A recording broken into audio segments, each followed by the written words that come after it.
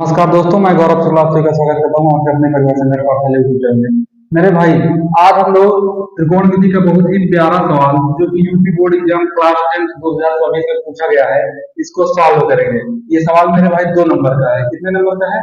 2 number का सवाल है। इसको देखेंगे।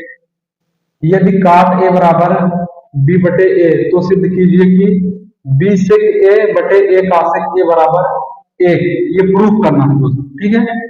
ये प्रूफ करना है कि बी सेक ए बटे ए कासेक ए बराबर एक। ये प्रूफ करना है। ये आरएचएस है, ये एलएचएस है। तो यहां से हल करना स्टार्ट करेंगे हम लोग एलएचएस साइड से, ठीक है। वैसे इसके तरीके तो हैं, और भी तरीके हैं, लेकिन आपको मैं ऐसा तरीका बताऊंगा जो आपके दिमाग में बैठ जाएगा, ठीक है। इसको सॉल्व करना उद्देश्य नहीं है, महारथी हासिल करना उद्देश्य नहीं है, आपको समझाना उद्देश्य है। आपको समझ में आनी चाहिए चीजें मेरे भाई, ठीक है। तो इसको हल करना हम लोग स्टार्ट करेंगे दोस्त। हल करेंगे इसको, देखिएगा आप लोग ध्यान से। सबसे पहले हम लोग करेंगे क्या, एलएचएस साइड को उठाएंगे और सॉल्व करना स्टार्ट कर देंगे। इसे लिखेंगे यहाँ पे कि लेफ्ट हैंड साइड से, लेफ्ट हैंड साइड से, ठीक है भाई।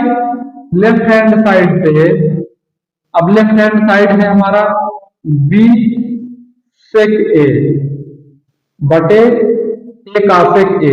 इसको लिखेंगे पहले, सबसे ऐसे लिख देंगे। सबसे पहले इसको ऐसे लिख दिया गया, ठीक है। अब हमको जो इंफॉर्मेशन दी गई है, जानकारी दी गई है, वो ये दी गई है कि काट ए बराबर बी बटे ए। अब ये लिखेंगे,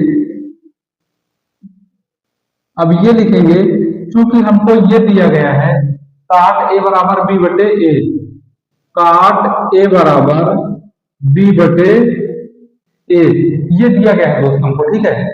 इसी के सहारे ये करके सॉल्व एक ला देंगे तो उस पक्ष के बराबर आ जाएगा। मतलब ये पूरा प्रूफ कर, ये सॉल्व करके एक लाना है हमको।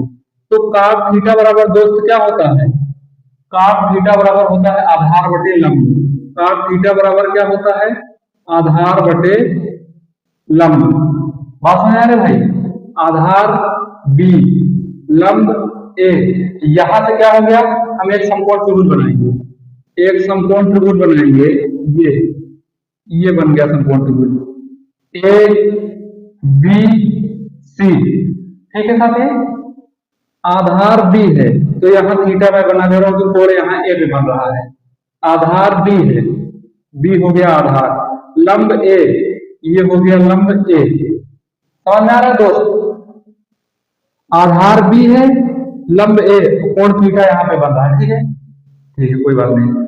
अब इस पहली चीज तो जो भुजा का मान पता है, तीसरी का मान नहीं पता, ये निकालेंगे हम लोग। उसके बाद इसका, ये सेक ए का कासेक ए का, इस तरीके से निकाल के इसमें रखेंगे, तब ये पूरा एक आएगा, ठीक है।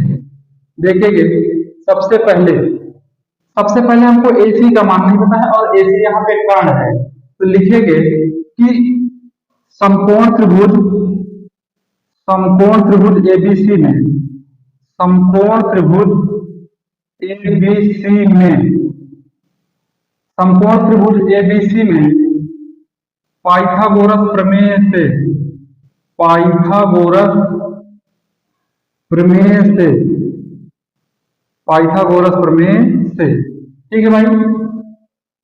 क्या हो जाएगा, ए सी स्क्वायर बराबर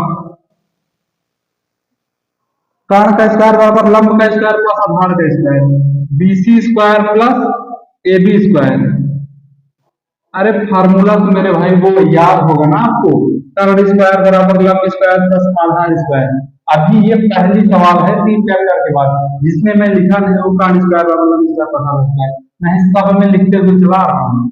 ए सी स्क्वायर ये तो हमको ज्ञात ही करना है, तो इसको ऐसे लिख देंगे ए सी स्क्वायर बराबर B C square, B C यानी हो जाएगा A square plus A B square, A B का मतलब ये वाला बी स्क्वायर, ठीक है। हमको एसी की वैल्यू ज्ञात करनी है कि एसी स्क्वायर की, तो एसी का निकालेंगे तो रूट में ये हो जाएगा, रूट ए स्क्वायर प्लस बी स्क्वायर मेरे भाई। ये आ गया एसी का मान। एसी का मान कितना आ गया, रूट के अंदर A square plus B square, root के अंदर A square plus B square. अब आप डायरेक्ट देखो, ये कर्ण है, ये लंब है, और ये क्या है, आधार है। अगर डायरेक्ट कर्ण का मान निकालना है, भुजा का मान निकालना है, तो कर्ण स्क्वायर बराबर होता है लंब स्क्वायर प्लस आधार स्क्वायर, यानी ए स्क्वायर प्लस बी स्क्वायर हो जाएगा कर्ण स्क्वायर बराबर। तो कर्ण बराबर क्या हो जाएगा, रूट के अंदर A square plus B square, ये डायरेक्ट होता है। A square plus B square root के अंदर हो गया कर्ण का मान। ठीक है मेरे भाई, ये बात समझ में आ गई होगी आपको। दूसरी चीज, यहाँ पे जो बी सेक ए लिखा है, यहाँ पे लिखा है बी सेक ए ना, तो सबसे पहले हम लोग सेक ए का मान निकालेंगे। इस त्रिभुज से कोण ए पे बन रहा है, यहाँ से सेक, देखो सेक थीटा बराबर होता क्या है, कास थीटा बराबर होता है आधार बटे कर्ण, तो सेक थीटा बराबर हो जाएगा दोस्त कर्ण बटे आधार, कर्ण बटे आधार, यानी एसी बटे ए बी, एसी बटे ए बी। एसी का मान क्या है, रूट के अंदर A square plus B square, root के अंदर A square plus B square. A B का मान क्या है, ए बी का मान है भाई बी। ये सेक ए का मान आ गया, इसका मान आ गया सेक ए का मान। अब हमको कासेक ए का मान निकालना है, कासेक ए का, कासेक ए का मान निकालेंगे। कासेक थीटा बराबर होता है कर्ण बटे लंब, कासेक थीटा बराबर होता है कर्ण बटे लंब, यानी एसी बटे बीसी, एसी बटे बीसी। एसी का मान साथी, एसी का मान रूट के अंदर A square plus B square बटे बीसी, बी सी ए है। तो ये जो मान आ गया वो कासेक ए का मान है मेरे भाई मेरे दोस्त। इसी में रखेंगे, अब और कुछ नहीं करना है हमको, इसी में रख देंगे। बात समझ आ रही है, अब रखेंगे यहाँ पे बी, उसके बाद सेक ए का मान, सेक ए का मान है रूट के अंदर A square plus B square बटे बी, पूरे का बटा करेंगे, पूरे का बटा ए कासेक ए, फिर कासेक ए का मान, कासेक ए का मान ये है रूट के अंदर A square plus B square बटा ए। बात समझ आई साथी, देखो मेरी बात ध्यान रखेंगे, कुछ इसमें कुछ भी नहीं किया गया है, कुछ भी किया नहीं गया, बस सिंपल रिलैक्स हो जाए आराम से। यदि काट ए बराबर बी बटे ए, तो सिद्ध कीजिए कि बी सेक ए बटे ए कासेक ए बराबर एक, ये हमको प्रूव करना है मेरे भाई। हम लोग इस वाले पक्ष से काम करना अपना स्टार्ट करेंगे, ठीक है। ये जो दिया गया है इससे एक समकोण त्रिभुज बनाएंगे, उसके बाद जब समकोण त्रिभुज बन गया तो हमको केवल दो भुजा का मान पता है, तीसरी का तो मान पता ही नहीं है कर्ण का, तो कर्ण निकालेंगे। सबसे पहले हम कर्ण निकालेंगे, कर्ण निकालिए। जब तीनों भुजा का मान पता चल गया तो अब इन्होंने कहा है सेक ए, तो सेक ए का मान हमने निकाल लिया, फिर कासेक ए का मान हमने निकाला। अब सेक ए और कासेक ए का मान यहाँ पे रखेंगे, केवल इस पक्ष को हम लोग सॉल्व कर रहे हैं भाई, इस पक्ष को, ठीक है। तो जाके हमारा काम बनेगा। अब इस वाले बी से ये बी कैंसिल हो जाएगा दोस्तों, ए से ए कैंसिल हो जाएगा। बात समझ आ रही है। अब ऊपर जो बचा है, ऊपर खाली बचा है रूट का A square plus B square, और नीचे बचा है रूट का A square plus B square. मेरे भाई मेरे दोस्त, ऊपर खाली बचा है ये A square plus B square root में, ये बचा है खाली, और नीचे क्या बचा है रूट में ए स्क्वायर प्लस बी स्क्वायर। ये आपको समझाने के लिए मैं लिख रहा हूँ, नहीं काटना होता तो यही भी काट दे तो कोई दिक्कत ही नहीं। केवल ऊपर ये बचा है और नीचे की, तो क्या ये दोनों भी नहीं कट जाएंगे? कहने का मतलब सब कुछ खत्म हो गया, सब कुछ क्या हो गया दोस्त, खत्म हो गया, ठीक है। बात में आया नहीं, सब कुछ खत्म हो गया, फाइनली अंततः क्या आ गया, एक आ गया। ये जो एक आया है, एक जो आया है वो आरएचएस में भी एक है, तो इसको हम लोग नीचे लिख देंगे कि बराबर आरएचएस।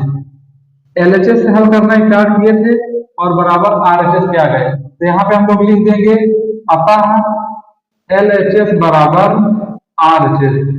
बात समझ में आ रही भाई, अतः एलएचएस बराबर आरएचएस। सवाल हमारी प्रूव्ड हो गई। मेरे भाई बहन, अगर आप लोगों को कोई भी दिक्कत होती है तो आप लोग कमेंट बॉक्स में जाके कमेंट करिएगा, डिटेल में जो भी आपका मतलब आपको जो भी प्रॉब्लम लग रहा होगा, ठीक है। ये काटने में अगर कोई दिक्कत हुआ है तो मैं इसको फिर से बता दे रहा हूँ। जैसे यहाँ पे था, उसके बाद ये था रूट के अंदर A square plus B square, फिर पूरे का बटा था बी, फिर ये पूरे का बटा ए गुणा रूट के अंदर A square plus B square बटे ए।